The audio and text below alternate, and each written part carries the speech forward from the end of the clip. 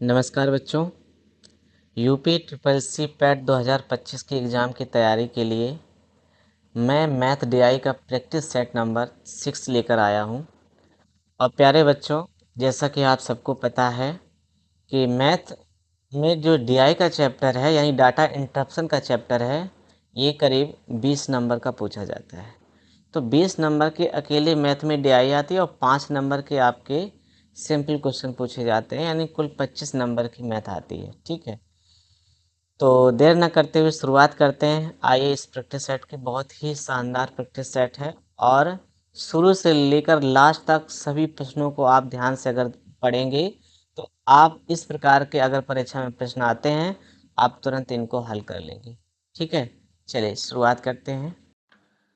चलिए बच्चों, देखिए हमारा पहला प्रश्न है, पाई चार्ट का अध्ययन करें और दिए गए प्रश्नों का उत्तर दें।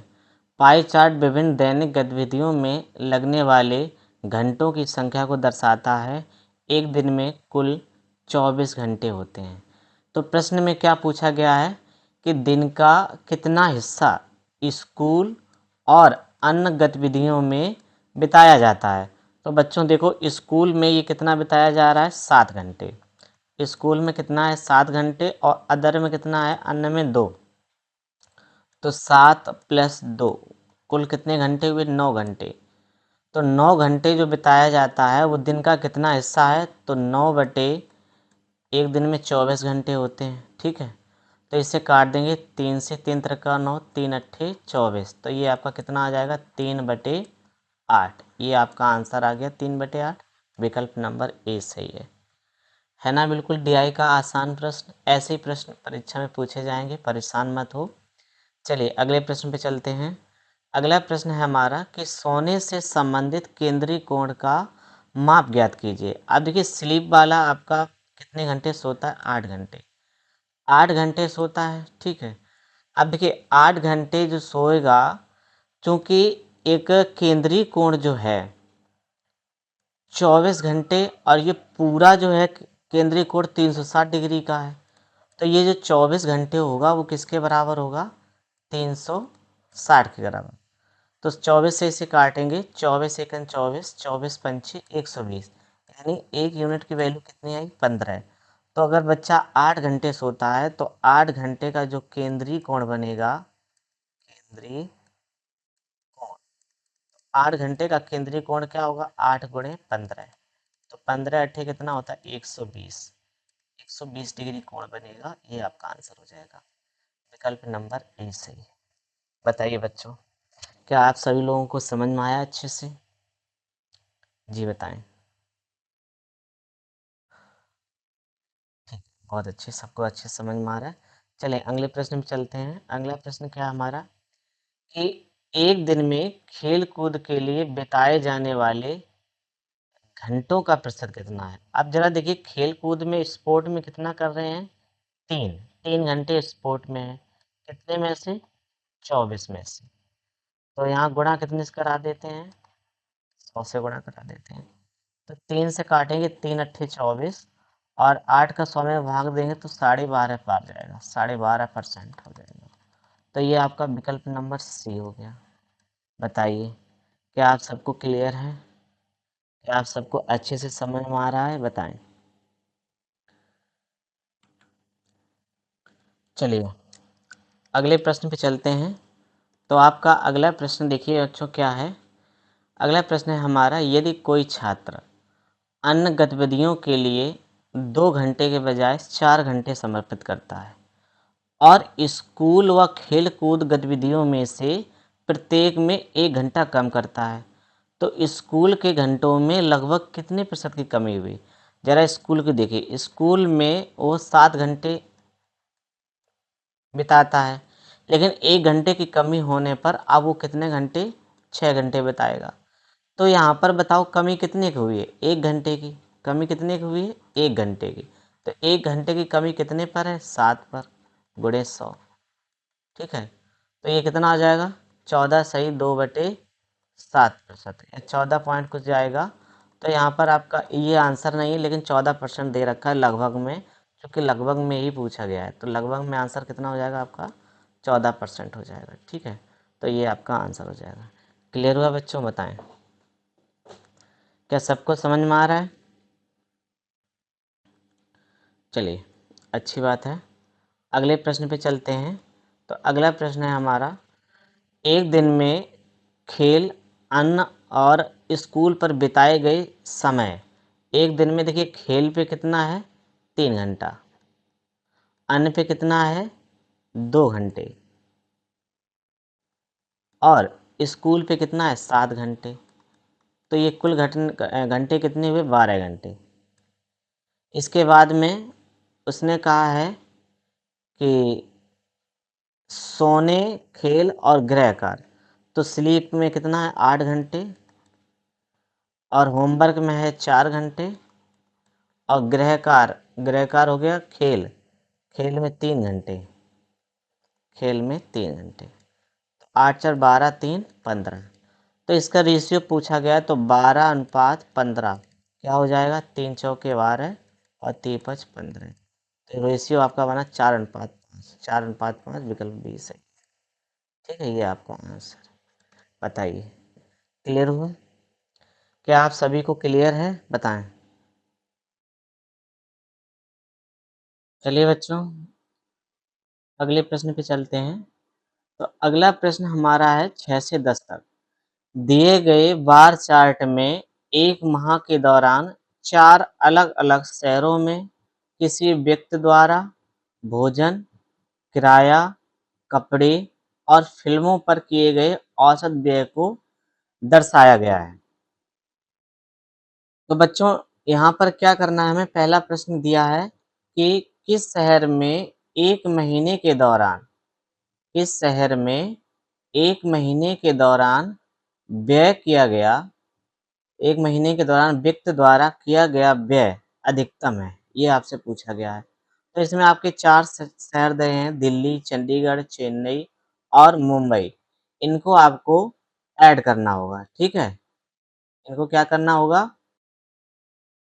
चलिए, तो इसमें क्या करना है हमें, सबसे पहले इन शहरों को सभी को जोड़ना पड़ेगा। इनके ये जो मान दे रखा है, देखिए 4500 दिया है, 6520 दिया है, 3520 दिया है और 1250। ठीक है, इन सबको हम ऐड करेंगे तो आपका आ जाएगा 16,060 आ जाएगा। कितना आ जाएगा? 16,060। ठीक, 16,060 आ जाएगा। अब देखो, इसको हम ऐड करेंगे 5,000, 9500, 7425 और 2550। ठीक है, तो इसको हम ऐड करेंगे तो लगभग में कितना जाएगा, तो ये आपका हो जाएगा 24,475। कितना हो जाएगा? इसको ऐड करेंगे, इसको और इसको और इसको, 24,475 हो जाएगा। 24,475, ठीक है। इसके बाद में आइए चेन्नई को ऐड करेंगे, 3225, 9875, 6521 और 2050। ठीक, तो ये हो जाएगा आपका, कितना हो जाएगा, 21,371 हो जाएगा। 21,371, ठीक है। 21,300 और इसको ऐड करेंगे चंडीगढ़ को। तो चंडीगढ़ को जैसे आप ऐड करोगे किसी किसी, 6525, 11,228, 3854 और 2000। ठीक है, तो ये हो जाएगा आपका 23,607। 23,607 ये हो जाएगा। तो हमने चारों शहरों को ऐड कर लिया है। दिल्ली का योग कितना है, 16,060। मुंबई का योग आया 24,475। चेन्नई का योग आया 21,371 और चंडीगढ़ का 23,607। प्रश्न पूछा गया था किस शहर में एक महीने के दौरान व्यक्ति व्यक्ति द्वारा किया गया, किस शहर में किया गया सबसे अधिक व्यय, अधिकतम व्यय है। तो यहाँ पर आप देखो सबसे अधिकतम व्यय कहाँ है, मुंबई में 24,475, जो कि विकल्प नंबर डी दे रखा है। ये वाला आंसर आपका सही है। ठीक बच्चे, बताइए, क्लियर हुआ? ये जो चारों शहरों के खर्च दिए हैं और चार खर्च दिए गए हैं कि क्या क्या आपका दिया गया था, भोजन पे दिया था, रेंट किराया, कपड़े और फिल्म। इन सबको आप योग करेंगे, जिसका खर्च ज़्यादा आएगा वही आपका आंसर हो जाएगा। ठीक है, चलिए अगला प्रश्न है हमारा कि किस शहर में किसी एक माह के दौरान किसी व्यक्ति द्वारा किए गए अधिकतम और न्यूनतम व्यय का अंतर सर्वाधिक है। तो देखिए कोई भी आप शहर ले लीजिए, इसमें से दिल्ली, चंडीगढ़, चेन्नई और मुंबई। तो इसमें सबसे अधिकतम मान क्या है, 6520, और न्यूनतम कितना है, 1520। तो 6520 में से आप घटा देंगे 1520। ठीक है, तो कितना आ जाएगा आपका, 5000 आ जाएगा। इसी प्रकार से आप क्या करेंगे, मुंबई में सबसे अधिक कितना है, 9500 है। ठीक है, सबसे न्यूनतम कितना है, 2520। तो 9500 में से 2520 आप घटा दीजिए। ठीक है, तो बताइए घटाने पर आपका कितना आ जाएगा, उनहत्तर, 6950, है ना, 6900। हाँ, मुंबई में तो घटाना है आपको, तो 6900 आ जाएगा। ये 50 लिखा है, 2550 लिखा है। ठीक है, 2550, तो कितना बचेगा, 6950, ये बचेगा। अच्छा, इसके बाद में अब चेन्नई का देखिए। तो चेन्नई में सबसे अधिक कितना है, 9875। ठीक है, और सबसे न्यूनतम कितना है, 2050। तो 9875 में से 2050 घटा दें, 2050 घटा दें, तो बताइए यहाँ पर कितना बचेगा, 7825 बचेगा। ठीक है, कितना बचेगा, 7800। अब देखिए चंडीगढ़ में सबसे ज़्यादा कितना है, 11,228, 11,228, और न्यूनतम कितना है, 2000, 2000। ठीक है, तो कितना बचेगा, 9,228, 9000, 9,228, ये बचेगा आपका, 9,228, ये बचेगा। ठीक है, तो यहाँ पर अब पूछा था उसने कि सबसे अधिकतम और न्यूनतम का अंतर सर्वाधिक कहाँ है? तो देखिए सर्वाधिक जो अंतर हमें दिखाई दे रहा है वो चंडीगढ़ का है। चंडीगढ़ का है सबसे अधिक, बताइए। तो यहाँ पर ये विकल्प आपका कौन-सा सही हो जाएगा? बी वाला सही हो जाएगा। ठीक। देखिए सवाल में कुछ भी दम नहीं है। अधिकतम और न्यूनतम अंतर आप सामने देख के बता सकते हो, लेकिन ये प्रक्रिया है कि आप कितनी जल्दी घटाते हैं। कैलकुलेशन आप कितनी फास्ट करते हैं। जितनी फास्ट आप कैलकुलेशन कर लेंगे, आंसर भी उतना जल्दी आपको मिल जाएगा। ठीक है? सवाल कोई कठिन नहीं है। बताइए क्लियर हुआ सबको? हाँ, बताइए।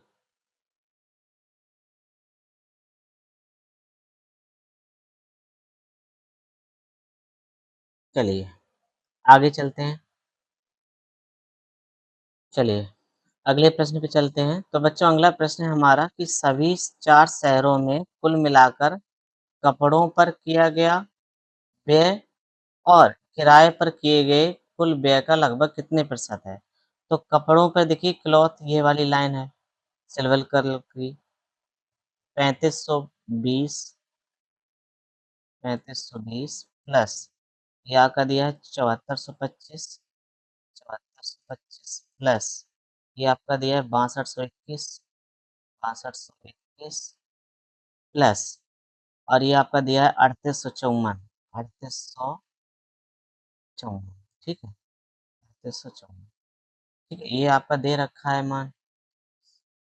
तो इनका योग कितना हो जाएगा? सबको जोड़ेंगे 21,020। ठीक है, इनका योग हो जाएगा 21,020।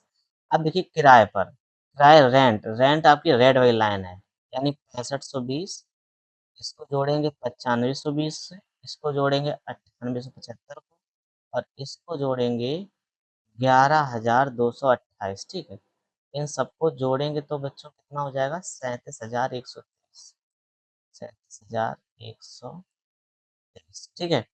37,123 इसको जोड़ेंगे तो ये आपका योग हो जाएगा किसका? कपड़ों का, ठीक है। तो आइए प्रतिशत निकालते हैं। तो प्रतिशत पूछा गया है 21,020 बटे हो जाएगा 37,123 और गुणे कितना हो जाएगा 100, ठीक है, गुणा हो जाएगा 100। इसको आपको हल करना है तो लगभग में आप देख रहे हो 37 के करीब मान है।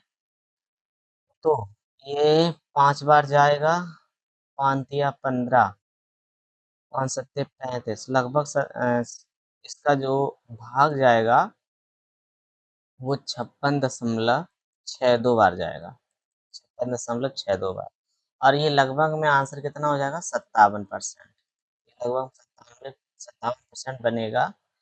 तो लगभग में पूछा गया है आपका, तो यहाँ पर आंसर विकल्प नंबर ए सही हो जाएगा, ठीक है, 57%। चलिए बताइए। हाँ, बस ये है कि डीआई में कैलकुलेशन कभी-कभी कठिन आ जाती है, जैसे इस प्रकार की कैलकुलेशन आ जाए, तो इसको आप हल पूरा नहीं किया जाता है। आप क्या करेंगे, इस 37 का 210 में भाग लगाकर देख लीजिए, ठीक है, लगभग में 5 बार जा रहा है। और फिर आप एक बार और भाग देख लीजिए, तो वो 5 बार और जाएगा और 7 बार करीब जाएगा। ऐसा मान कहीं मतलब 6 बार जाएगा, लेकिन ऐसा मान और कहीं दिख नहीं रहा है, तो उसके करीब-करीब हम लोग इसको हल कर लेते हैं, ठीक है। तो इस प्रकार से सवाल को हम लोग लगाएँगे। चलिए, अगले सवाल पर चलते हैं। चलिए, अगले प्रश्न पे चलते हैं। देखिए भाई, प्रश्न नंबर 9 क्या कह रहा है कि किस शहर में फ़िल्मों पर किया गया व्यय सभी 4 शहरों में फ़िल्मों पर किए गए औसत व्यय के निकटतम है? तो देखिए, किस शहर में फ़िल्मों पर किया गया व्यय और सभी 4 शहर में। तो सभी 4 शहर की बात करें तो फ़िल्म पर ये कितना दिया है? 25 1520, 1520, ठीक है। और यहाँ पर कितना दिया है 2520, 2520 प्लस यहाँ देखो कितना दिया है 2050, 2050 प्लस यहाँ कितना दिया है 2000, ये आपका दिया है 2000, ठीक है। तो बच्चों, इसको अगर आपको ख़ास तरीके से जोड़ना है तो कैसे जोड़ेंगे? देखो, पहले इधर से जोड़ेंगे, 1 में 2 जोड़ा 3, 3 2 5, 5 2 7, तो ये 7000 आपका सीधा हो गया। इसके बाद देखो 500 और 500 और इधर कहीं 500 है नहीं, तो 500 500 1000 ये हो गया आपका, ठीक। इसके बाद देखिए 20 और 2550 है ये, 2550, तो 50 50 100, 50 50 100 और 20 120 ये हो गया। तो सबको जोड़ेंगे तो 8000 कितना हो जाएगा 120, 8120। इसमें क्या करेंगे, औसत निकालना है तो हम 4 से क्या लगा देंगे, भाग। तो 4 से अगर आप भाग कर देंगे, तो भाग आपका कितना जाएगा, 4 दूनी 8, 0 4 तिया 12, 2030 बार जाएगा। अब इसका औसत जो आया वो कितना आया बच्चों, 2030। अब देखिए ये 2030 जो औसत आया है, ये औसत आपको अब कंपैरिजन करना है कि किस शहर के निकटतम है। तो यहाँ देखिए, दिल्ली के निकटतम है नहीं, मुंबई 2520, ये देखिए चेन्नई जो है और 2050 और 2030 में कोई ज़्यादा अंतर नहीं है। ठीक है, सबसे निकटतम यहाँ 2000 लिखा है, ये अंतर हो जाएगा। तो सबसे कम अंतर जो है यहाँ पर है 20 का, तो इसके निकटतम आपका यानी चेन्नई शहर के सबसे निकटतम माना जाएगा। तो विकल्प आपका कौन सा सही है? सी विकल्प सही है। ठीक है बच्चों, सी विकल्प बिल्कुल सही है। बताइए, क्या सबको क्लियर है या कोई दिक्कत है? बताएं। चलिए, अगला प्रश्न नंबर 10, मुंबई और चंडीगढ़ में भोजन पर किया गया व्यय और दिल्ली और चेन्नई में कपड़े पर किया गया व्यय कितना अधिक है? तो देखिए, मुंबई और चंडीगढ़, ठीक है, ये आपका देखना है भोजन पे। तो भोजन पे आपका कितना है, फूड वाला, ब्लू वाला। तो मुंबई आप देख लीजिए, मुंबई में ये कितना दिया 5000, ये दिया आपका 5000 और प्लस चंडीगढ़, चंडीगढ़ में देख लीजिए ये 6525, 6525, तो ये आपका हो जाएगा 11525, ठीक। अब देखिए, आपको देखना है दिल्ली और चेन्नई, कपड़ा, कपड़ा का है ये वाला कपड़ा, यानी कि सिल्वर कलर का 3520, 3520 प्लस दिल्ली हो गया और चेन्नई, चेन्नई ये दिया है 6521, 6521, ठीक है। तो इसको जोड़ेंगे तो कितना हो जाएगा 9741, 9741 ये आपका हो जाएगा, ठीक है। अच्छा अब यहाँ पर देखिए ये आपका दे रखा था दिल्ली का है और प्लस चेन्नई का है, चेन्नई। अब देखो इसमें क्या पूछा गया था, किसका व्यय अधिक है, आपसे किसका व्यय अधिक पूछा गया है, तो कितना व्यय अधिक होगा यहाँ अंतर कर लेंगे, अंतर करोगे तो यहाँ कितना बचेगा 4, यहाँ कितना बचा 8, यहाँ कितना बचा 7, यहाँ कितना बचा 1784, कहाँ 1784, बी विकल्प सही, ये वाला आंसर है। बताइए क्लियर है सबको? हाँ जी, आपके डीआई के देखिए 10 क्वेश्चन लग चुके हैं, ठीक है। कोई ज़्यादा कठिन नहीं प्रश्न आते, सही से प्रश्न को पढ़ेंगे और आप लोग लगाने का प्रयास करें, ठीक है। बिल्कुल आपसे सवाल ये लग जाएँगे। चलिए डीआई के अगले प्रश्न पे चलते हैं। तो अगला प्रश्न हमारे सामने है कि कितने छात्रों ने सभी विषयों में 60% या उससे अधिक अंक प्राप्त किए हैं? तो यहाँ पर आप देख रहे हैं कि छात्र ए जो है, ए ने देखो यहाँ पर 60% नहीं प्राप्त की, ये कैंसल हो गया। बी ने देखिए, इसने देखिए 40% यहाँ प्राप्त किए तो ये भी कैंसल हो गया। सी, सी जो है सभी में है, ये सही है। डी वाला देख लीजिए, हाँ ये भी सभी में 60% या उससे अधिक है, ये भी सही है। ई वाला यहाँ देखिए 60% नहीं है, गलत है। एफ यहाँ 60% नहीं, गलत है।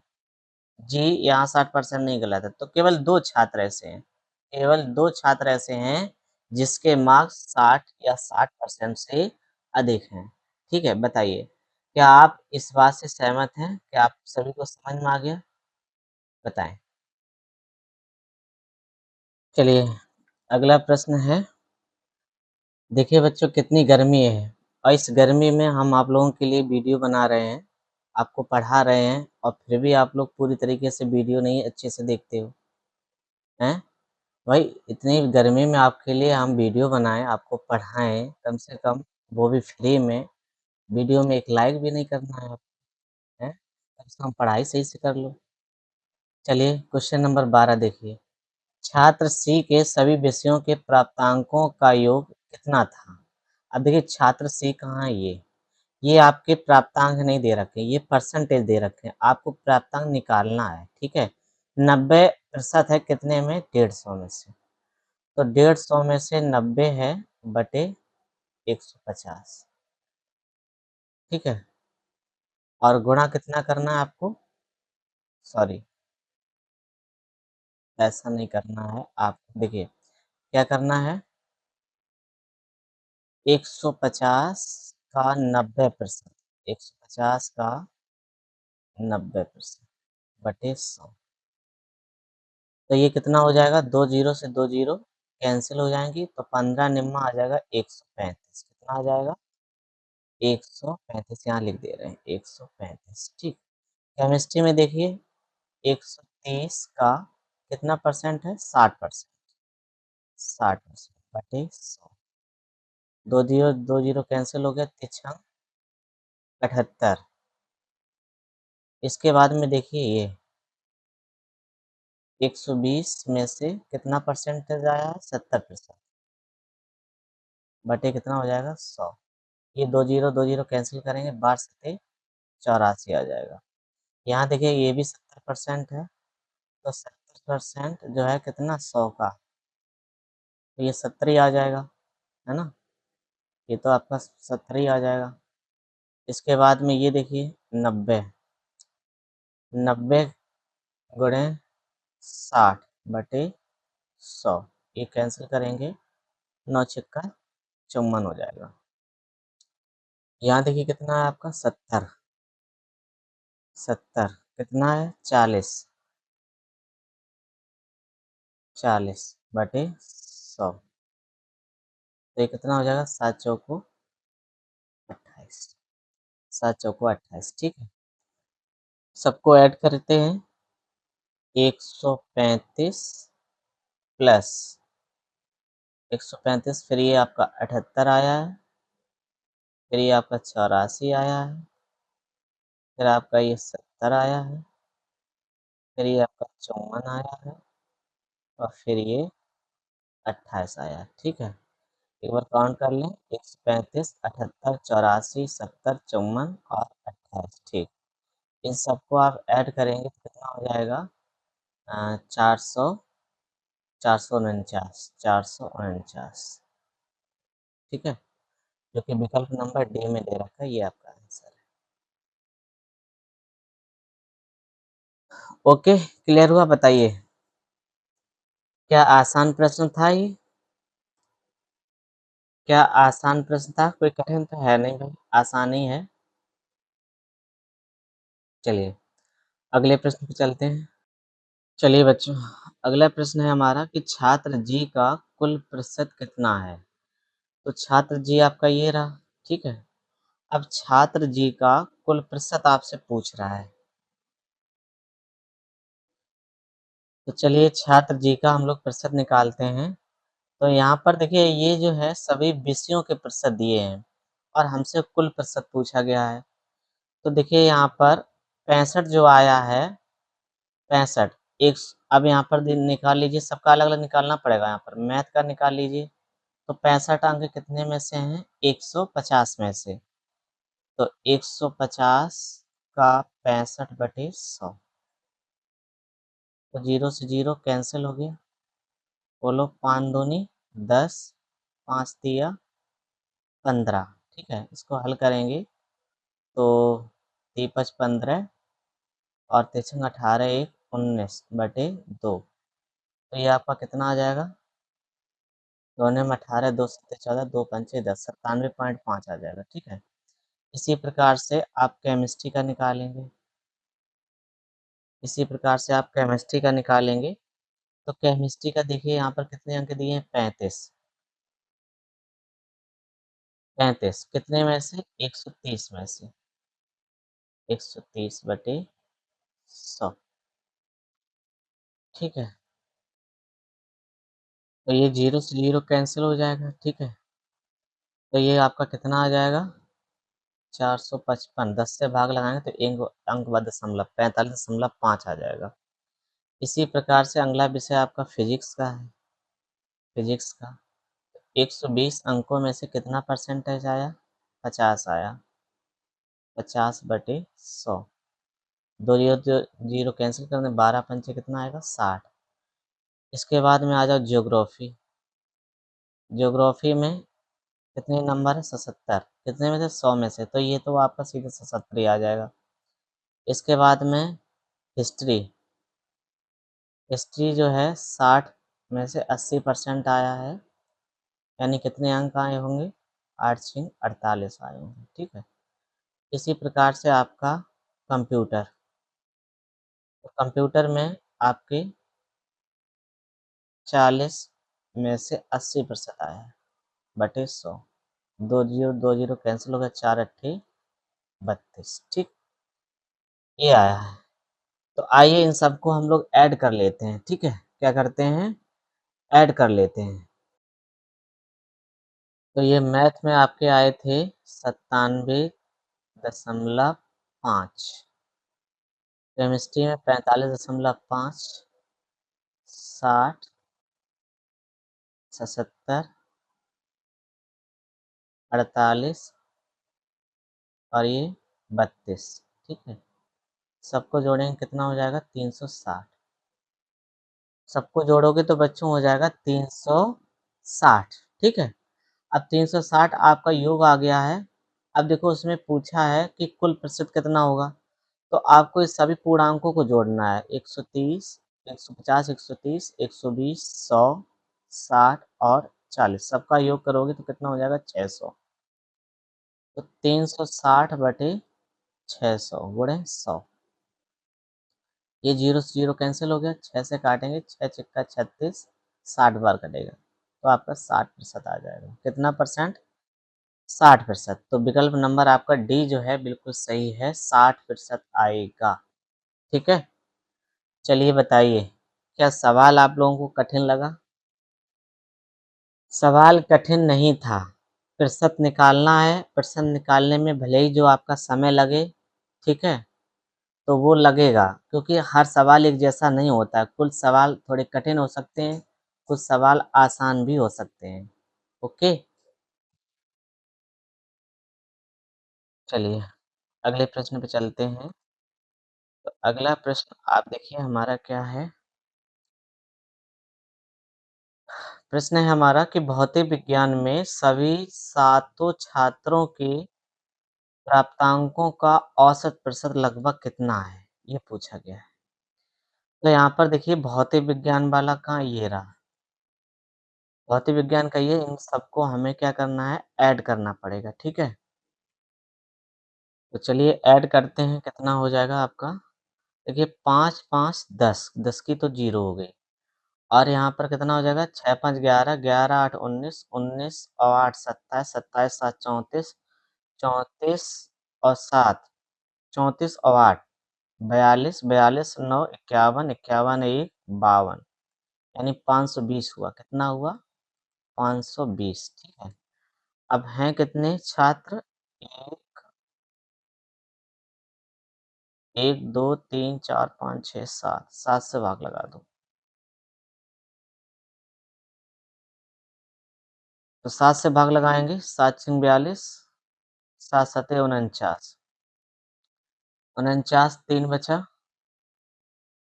और 30 हो गया, 7 चौको 28, 74% लगभग में आएगा। ये आपका डी विकल्प। डी विकल्प है आपका, बताइए क्लियर हुआ सबको? कोई प्रॉब्लम हो तो बताएं भाई। चलिए, इतिहास में सभी सातों छात्रों के प्राप्तांकों का औसत प्रतिशत लगभग कितना है? तो हिस्ट्री की बात हो रही है और सभी सातों छात्रों की बात हो रही है, तो सबको ऐड करना पड़ेगा आपको। ठीक है, जोड़ लीजिए। 8 4 12, 12 5 17, 17 6 23, 23 9 39, 29, 29 और 8, 37, 37 और 7, 37 7 कितना हो गया? 47। ठीक है, 7 7 14, नहीं टोटल, हाँ, ठीक, 470 हो रहा है, सॉरी टोटल 470 हो रहा है। तो 470 जो टोटल है इसमें हम क्या करेंगे? 7 से भाग कर देंगे। तो 7 से भाग करोगे भाई, 7 छीन 42, 5 बचा, 7 सते 49, 7 एकम 7, 7 चौको 28, 67.14, ये बी विकल्प है। ये आपका आंसर है। बताइए, देखिए 1-2 सवाल थोड़े पीछे आपने लगाए, वे थोड़े आपके कैलकुलेशन वाले थे, लेकिन लास्ट वाले 2 सवाल देखो आसान कर दिए। तो सवाल एक आधे बीच में हो सकते हैं कठिन, ठीक है? लेकिन आप लगाओगे तो घबराना नहीं है, ठीक है? लगाते चले जाएँगे और आराम से लग जाएँगे, ओके?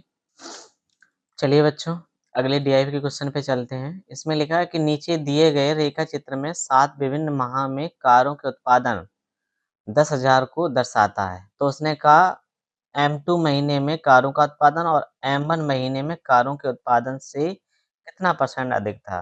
तो M2 में कितना है? 32, M1 में कितना है? 25, अंतर कितने का है? 7 का। तो 7 का अंतर कितने पे? 25 पे, गुणे 100, 25 चौको 100, तो 7 चौको 28% आ जाएगा। 28% आ जाएगा, विकल्प नंबर ए सही है। ठीक है, बताइए क्लियर हुआ? क्लियर हुआ आप सबको? बताएं। चलिए, अगला प्रश्न है हमारा, निम्नलिखित में से किस महीने में कारों का उत्पादन पिछले महीने से सर्वाधिक वृद्धि हुई है? तो ऑप्शन अगर ए देखें तो M2, M2 में देखिए यहाँ पर वृद्धि कितने की हुई है? 7 की। इसके बाद में M4 देखिए, M4 ये रहा, यहाँ 18 और 6 24, 6 की वृद्धि हुई है। और M5 में देखना है तो M5 यहाँ रहा, यहाँ देखिए सीधी वृद्धि कितनी की हुई? 12 की। और फिर M7 में देखना है तो यहाँ पर वृद्धि देखें कितने की हुई है? 9 की। तो सर्वाधिक वृद्धि तो M5 में हो रही है, बताइए। M5 में सर्वाधिक वृद्धि है, तो विकल्प नंबर सी सही है। क्लियर है? आसान प्रश्न था, बताएं। किसी को कोई दिक्कत हो तो बताओ। ठीक है, अगले प्रश्न पे चलें। चलिए अगले प्रश्न को देख लेते हैं। निम्नलिखित में से किस माह में कारों का उत्पादन पिछले माह में सर्वाधिक वृद्धि हुई है? तो M2 में आपने अभी निकाली थी, यहाँ पे वृद्धि कितने की निकाली थी? 28 की शायद हुई थी। 7/25 गुणे 100, 7 चौको 28, ठीक है, 28% की वृद्धि है। M4 में देख लिए यहाँ पे, तो यहाँ 6 की वृद्धि हुई है। 6 की वृद्धि कितने पे? 18 पे गुणे 100, 2 तिया 3 दूनी 6, तिछंग 18, 6 से काट दो ना सीधे-सीधे, 6 से काट दो, 6 तिया 18, ठीक है। 6 तिया 18 हम इसको सीधे-सीधे उड़ा सकते हैं। 6 तिया 18, तो ये 33.33% आ जाएगा। इसके बाद में M7 में देख लीजिए, M7 में वृद्धि यहाँ पे कितनी हुई? 9 की। 9 की वृद्धि कितने पे? 29 पे गुणे 100, तो ये कितना आ जाएगा आपका? 31.03 आ जाएगा। इसके बाद में M5 में देख लीजिए, यहाँ पर वृद्धि कितने की हुई है? 12 की। 12 की वृद्धि कितने पे? 24 पे और गुणे 100, 12 दूनी 24, 2 से काटेंगे 100, 50 बार, तो यहाँ वृद्धि आपको कितनी दिख रही है? 50% की। तो सर्वाधिक वृद्धि तो भई यहीं पे दिख रही है, M5 में। बताओ, M5 में सबसे ज़्यादा वृद्धि है 50% की, तो यही आपका आंसर सही हो जाएगा। ओके, तो हम लोगों ने 29 क्वेश्चन कंप्लीट कर लिए हैं, एक क्वेश्चन और बचा है।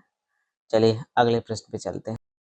तो चलिए देखिए कुछ प्रश्न नंबर 20, प्रथम 3 माह में कारों का उत्पादन। तो प्रथम 3 माह, ये 25, 32 और ये 18, 25, 32 और ये 18 है आपका। तो इनको जोड़ लेते हैं, 25 प्लस 32 और प्लस 18, ठीक है। तो ये कितना हो जाएगा? 75, ये 75 हो जाएगा। अंतिम 3 ये रहे, 36, 29 और 38, 36, 29 और 38, ठीक है। इनको जोड़ोगे कितना हो जाएगा आपका? 103, 103 हो जाएगा।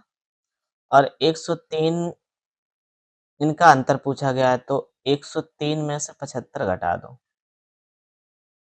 तो कितना बचेगा? 28। ये वाला विकल्प नंबर आपका बी सही है, ठीक है। ये आंसर है। बोलिए, क्या ये सभी 20 प्रश्न आप सभी लोगों को अच्छे से समझ में आए हैं? अगर अच्छे से समझ में आए तो ठीक है, जाते-जाते अच्छा सा कमेंट करिएगा और अच्छे से डीआई आप पूरा वीडियो देखिए। कोई भी सवाल आपको कठिन लगे तो दोबारा देख लीजिएगा, ठीक है? लेकिन मुझे नहीं लगता कोई सवाल कठिन लगेगा। देखिए प्रैक्टिस जितना आप करेंगे, ये सवाल जो होते हैं ना कैलकुलेशन बेस्ड होते हैं, और कैलकुलेशन बेस्ड जो सवाल होते हैं, उसपे आप जब तक आप बार-बार प्रैक्टिस नहीं करेंगे, तब तक आपकी इतनी अच्छी कैलकुलेशन नहीं होगी। तो सवाल को ध्यान से समझना है और उसमें पूछा क्या गया है, उसमें पूछा क्या गया है, बस इस प्रकार से आपको उत्तर देना है, तो आपका आंसर बिल्कुल सही हो जाएगा, ठीक है? तो आज के लिए इतना ही रखते हैं। बहुत-बहुत धन्यवाद आप सब लोगों का जुड़ने के लिए। Thank you so much.